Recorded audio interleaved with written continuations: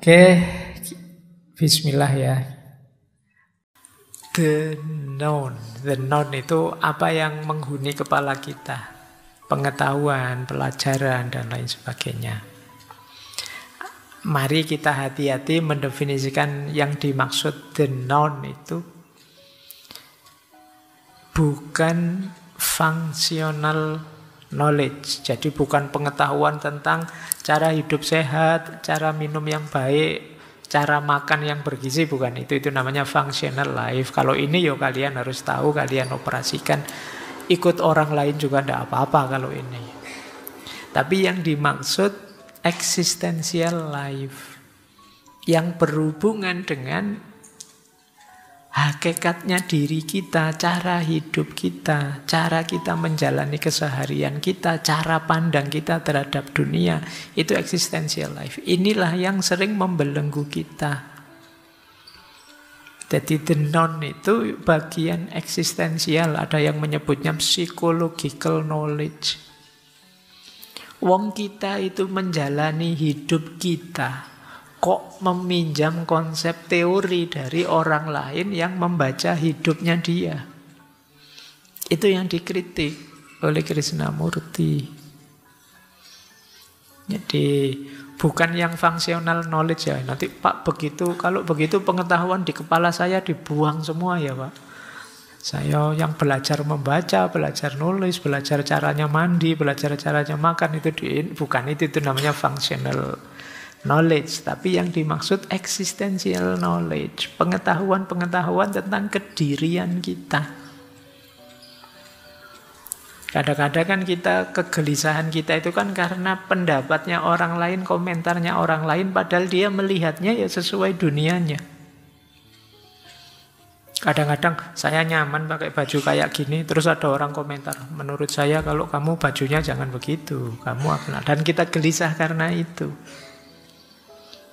Jadi kita tidak yakin dengan pilihan kita sendiri. Ini namanya kita terbelenggu oleh orang lain. Itulah the known, itulah pengetahuan. Biasanya kata Krishnamurti, the known itu sesuatu yang eksistensial, yang dari situlah nanti formulasi hasrat, keinginan, cita-cita kita rumuskan. Cita-citamu apa? Kayak dulu waktu kita kecil ditanya cita-cita apa, terus jadi dokter, jadi pilot. Itu pasti kita tidak sadar. Kenapa harus dokter, kenapa harus pilot? Hanya karena ikut orang lain saja. Mungkin orang tuanya, mungkin lingkungannya, bahwa jadi dokter keren loh, jadi pilot keren loh. Kita merancang keinginan, harapan, dan cita-cita dasarnya the known tadi. Pengetahuan-pengetahuan tentang diri kita dan dunia yang sebagian besar sumbernya orang lain. Yang kedua, dari situ terus kita merancang, oh bahagia saya berarti di sini. Kalau saya mengalami ini berarti sedih. Itu ternyata sering bukan kita, tapi konsep-konsep yang dijejalkan di kepala kita. Itulah the known. Jadi kalau tadi ada yang tanya, apa bisa Pak kita bebas sepenuhnya dari pengetahuan? Ini yang dimaksud bukan semua pengetahuan, tapi existential knowledge. Kita hidup di dunia kita, tapi dibelenggu oleh konsep-konsep orang lain yang punya dunia sendiri. Disinilah pentingnya pembebasan pertama-tama, kata Krishnamurti, ya pembebasan di level ini. Kalau mental kita sudah mental terjajah, existential knowledge-nya hanya mengandalkan orang lain, yang lain dari luar, ya kita tidak akan bisa mandiri. Ini yang sering kita sebut mentalnya memang mental layak jajah. Kalau mental layak jajah, ya tidak usah kaget kalau kita sampai hari ini dijajah. Ya memang berpikir sendiri itu capek, berpikir sendiri itu rumit, berpikir sendiri itu tidak nyaman. Tapi kalau kita tidak berpikir sendiri, bagaimana kita bisa menikmati hidup kita sendiri? Bagaimana kita bisa hidup dengan standarnya orang lain? Gimana kita bisa hidup disetir oleh kemauan, keinginannya orang lain dengan mengabaikan kemauan dan keinginan kita sendiri? Itu harusnya siksaan yang luar biasa. Yang menyiksa siapa? Kita sendiri. Kita mengizinkan perspektif, gagasan, cara pandang orang lain masuk dan mengendalikan kita. Disinilah pentingnya kita berjuang untuk freedom from the known. Bebas dari yang diketahui. Lanjut. Kalau mau dirinci, belenggu dari the known tadi yang merajalela di kepala kita itu jenisnya 3. Yang pertama jenis mental, yang kedua belenggu ego dan identitas, yang ketiga belenggu sosial dan budaya. Kalau belenggu mental itu berarti pikiran, keinginan, emosi yang mengendalikan kita. Biasanya mungkin dalam bentuk dogma-dogma, ideologi, cara berpikir yang ditanamkan sejak kecil dalam diri kita. Jadi ini namanya belenggu mental. Kita tidak bebas mengekspresikan diri, kita tidak bebas mengungkapkan keinginan kita. Karena dalam diri kita sudah dipasang banyak sekali pagar-pagar. Ini tidak boleh, itu tidak boleh, ini jangan, itu jangan, dan lain sebagainya. Ini namanya belenggu mental. Jadi ini yang paling berat. Yang kedua, belenggu ego atau identitas. Belenggu ego itu dari diri kita. Kita mendefinisikan diri kita, ya awalnya dipengaruhi dari luar. Mendefinisikan identitas kita dan kita mewajibkan diri harus seperti itu terus. Ini seperti fixed mindset minggu lalu. Jadi, teman-teman kok menyebut saya Gus ya? Berarti saya ini dipandang ahli agama. Terus kamu, gayamu kayak orang pinter agama beneran. Terus apa-apa. Ini kerjaannya ego. Begitu dipuji, kamu kok pinter ya sekarang itu. Terus muncul sekarang ego, identifikasimu terhadap diri. Berarti saya itu termasuk bagian orang pinter. Gayamu besok kayak intelektual sudah. Kalau ngomong sudah ndaki-ndaki dan lain sebagainya. Itu belenggu ego. Jadi coba kamu tanya ya, aku menurut diriku itu bagaimana? Coba kamu, dan definisi itulah nanti yang kamu pegangi untuk gayamu ngomong, gayamu berperilaku. Seolah-olah kamu harus begitu. Begitu kamu dipuji, wah keren sekali kamu, anak gaul memang. Sampai besok-besok kamu memaksa dirimu untuk bergaya kayak anak gaul. Ini belenggu ego. Wah Pak Faiz itu filsafatnya dalam. Terus saya kalau ngomong harus tak filsafat-filsafatkan. Padahal harusnya ngomong santai aja difilsafati. Pak Faiz, saya minta izin. Kenapa kok kamu pakai saya, bukan aku? Apa bedanya aku dan saya? Wah, itu kurang kerjaan.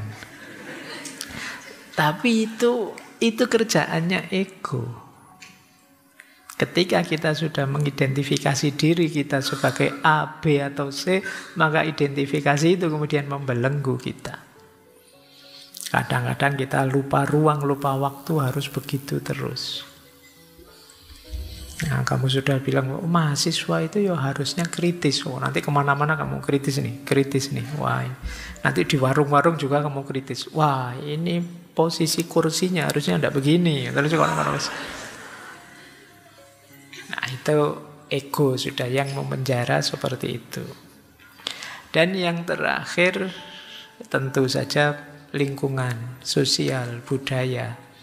Yang tadi pakai istilah mengkondisikan isi pikiran kita, mengarahkan kemana, mengisinya dengan apa, itu sudah lingkungan, sosial, dan budaya. 3 hal inilah nanti yang kita harus berjuang membebaskan diri darinya. Diingat-ingat, membebaskan diri bukan berarti membuang ya. Tapi jangan sampai membelenggu kita sedemikian rupa. Sehingga kitanya sendiri hilang, kita tidak otentik lagi. Boleh saja kok setelah kalian renungi, oh memang benar Pak, masyarakat saya yang dilakukan ini. Tapi kan sekarang kamu keputusanmu sendiri, hasil renunganmu sendiri setelah kamu refleksi sendiri. Tidak karena terikat, tidak karena terkondisikan, tidak karena terpaksa. Jadi yang namanya belenggu itu kan ya ketika kamu dipaksa untuk itu. Tapi kalau kamu sendiri yang menerima, oh ya menurut saya yang ini memang pas Pak. Nah kalau itu kan hasil refleksimu tidak apa-apa. Meskipun sama kemudian akhirnya. Tapi sekarang kamu secara mandiri memutuskan untuk dirimu. Tidak sekedar follower, tidak sekedar ikut. Tapi kamu memutuskan. Nah, inilah 3 belenggu the known. Maka kata Krishnamurti, the known adalah penjara pikiran. Dan hanya dengan pembebasan darinya, pikiran dapat benar-benar hidup. Semakin kita terikat dengan the known, semakin kita menyangkal kesempatan untuk pertumbuhan dan transformasi diri yang sejati. Semakin kuat posisinya the known, semakin kita tidak berkembang. Jadi boleh ya teman-teman, yang kemarin-kemarin kan banyak yang mengeluh, Pak, saya kok tidak berkembang-berkembang ya, saya kok stuck begini-begini saja ya. Jangan-jangan beban the known di kepalamu sangat berat. Sehingga kamu tidak berani ini, tidak berani itu, tidak bisa melakukan ini, tidak bisa melakukan itu. Yang pada akhirnya ya kamu tidak berkembang sudah. Kamu yang dulu ya masih belum berubah sampai sekarang. Masih begitu saja, kamu stuck, kamu mandek. Kenapa? Beban dari the known tadi. Kamu tidak bisa transformasi diri. Baik. Itu ya, jadi paling tidak sampai di titik ini kita sadar ada problem besar yang akarnya diri kita sendiri, yang kita harus membebaskan diri darinya. Jadi kemarin-kemarin tema kemerdekaan, kebebasan kan bebas dari yang lain yang ingin membelenggu kita. Malam ini kita ingin membebaskan diri dari diri kita sendiri, yang sering malah membelenggu kita.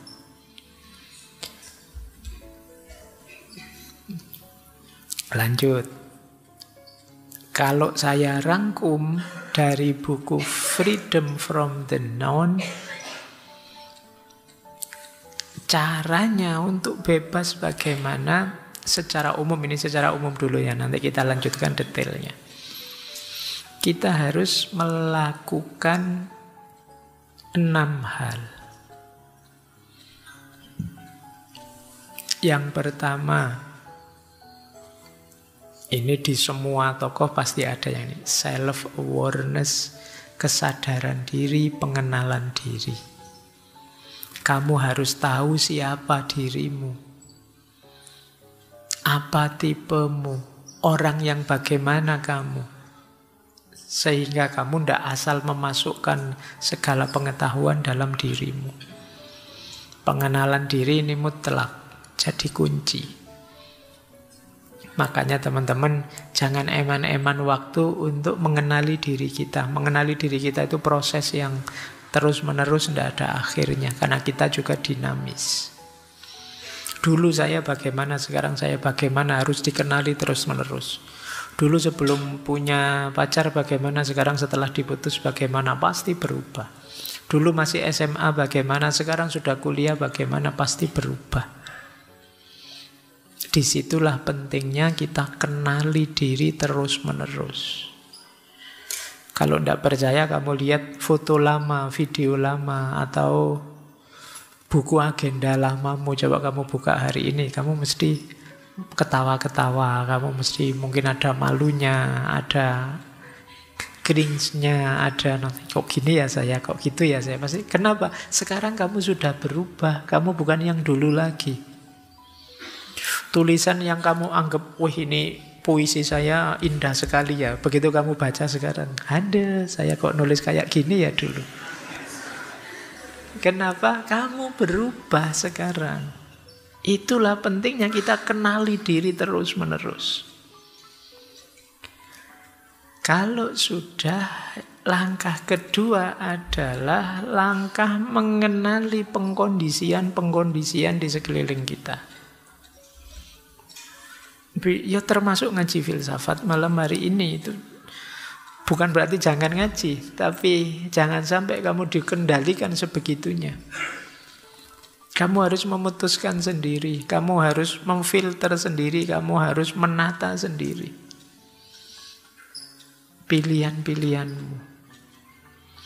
Ya dulu kamu kecil dikondisikan terus oleh orang tuamu, masyarakatmu, lingkunganmu. Sekarang kamu sudah dewasa, bisa memutuskan sendiri, berpikir sendiri. Maka langkah kedua adalah kritis, mengenali pengkondisian-pengkondisian yang terjadi di sekeliling kita.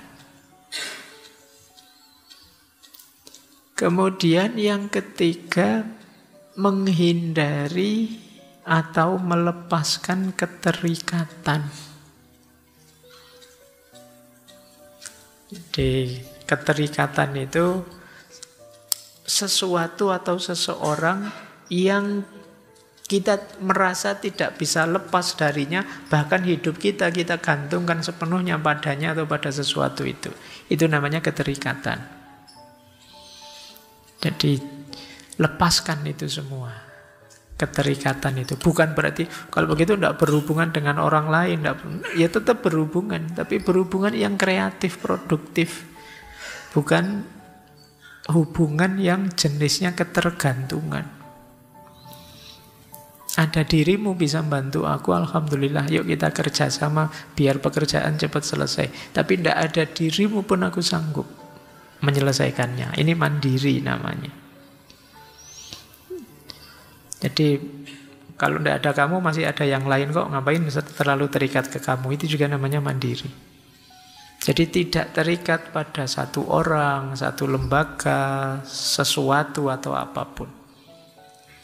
Ini kuncinya untuk freedom from the known. Karena keterikatan itu akan jadi beban yang paling berat di kepalamu. Kalau sudah, yang keempat, mari latihan. Ini sering kita pakai istilah mindful. Kita pahami, kita perhatikan, kita serap, tapi tanpa menghakimi. Ini latihan menikmati momen. Yang sering jadi masalah itu kan penghakimannya. Jadi penghakiman itu contohnya gini. Ternyata yang dapat jatah minuman hanya 100 gelas toh misalnya. Kalau bisa kalian titik di situ. Di ngaji filsafat itu hanya 100 gelas yang hadir, yang dapat minuman. Sisanya tidak kebagian. Titik di situ. Yang sering jadi masalah apa? Penghakimannya.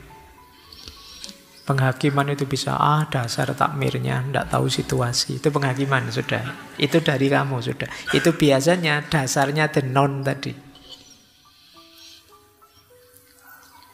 Ya memang harus tahu diri lah, wong yo gratis aja ke sini, masa harus disediain semuanya. Ini penghakiman sudah. Ini judgmentnya. Yang sering membuat hidupmu tidak tenang itu judgment ini. Bukan faktanya.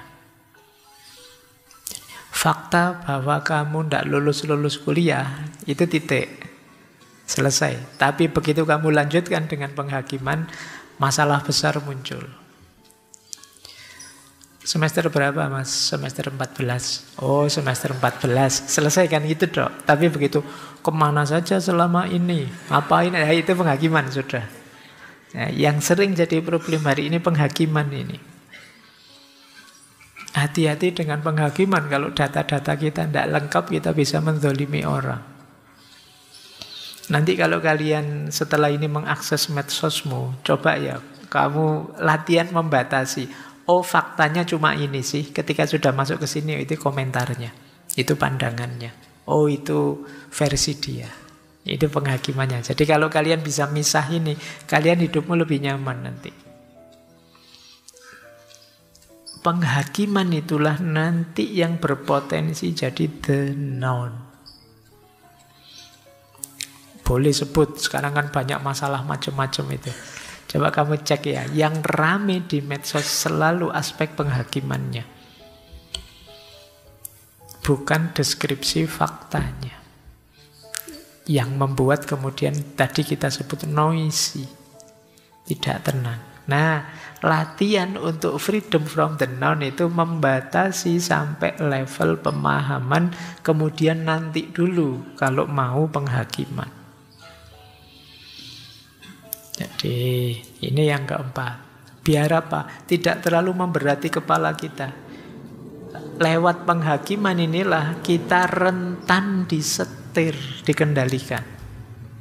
Karena di situ nanti pasti ada setuju dan tidak setuju, ada pro dan kontra. Di situ kita mulai diarahkan. Yang kelima, kita bisa freedom from the noun kalau kita siap menghadapi situasi apapun, perubahan apapun, termasuk hal-hal yang mungkin tidak jelas.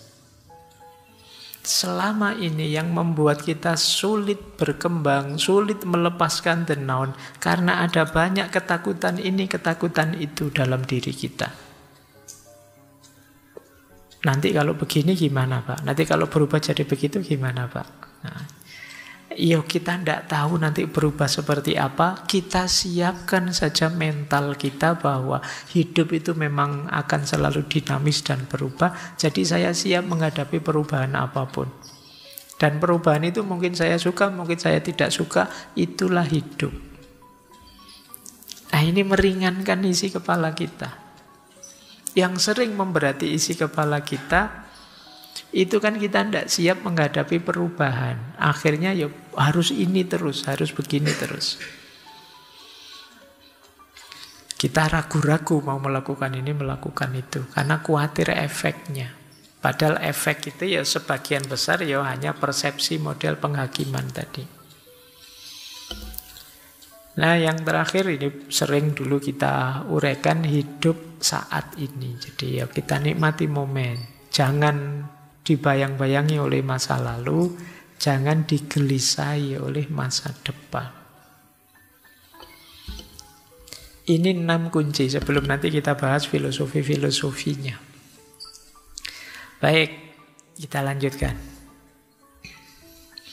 Ada quote yang menarik dari beliau, be a light unto oneself. Jadilah cahaya untuk dirimu pertama-tama. Jadi kita selama ini kan pahamnya cahaya itu menerangi sekeliling, tapi jadilah dirimu cahaya untuk dirimu. Karena kalau dirimu sendiri tidak bercahaya, bagaimana kamu bisa mencahayai sekelilingmu? Kalau kamu tidak beres, gimana bisa membereskan orang lain? Membereskan masyarakatmu, lingkunganmu, budayamu. Untuk bisa kamu sendiri bercahaya, kan tidak mungkin dengan cara mengambil cahayanya orang lain. Kamu sendiri yang harus berpikir, kamu sendiri yang harus merenung, kamu sendiri yang harus melihat apa yang bisa diberikan ke masyarakat di sekelilingmu. Apa maksudnya be a light unto oneself itu, jadi cahaya untuk dirimu itu? Yang pertama tadi kesadaran diri. Paham siapa aku, apa kelebihan, apa kekuranganku, sehingga kita bisa mengelola diri kita secara lebih optimal.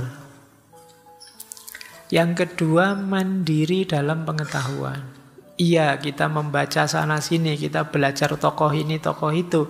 Tapi pada akhirnya kita sendiri yang memutuskan versi inilah yang saya anggap paling kuat, paling relevan, paling cocok, paling benar.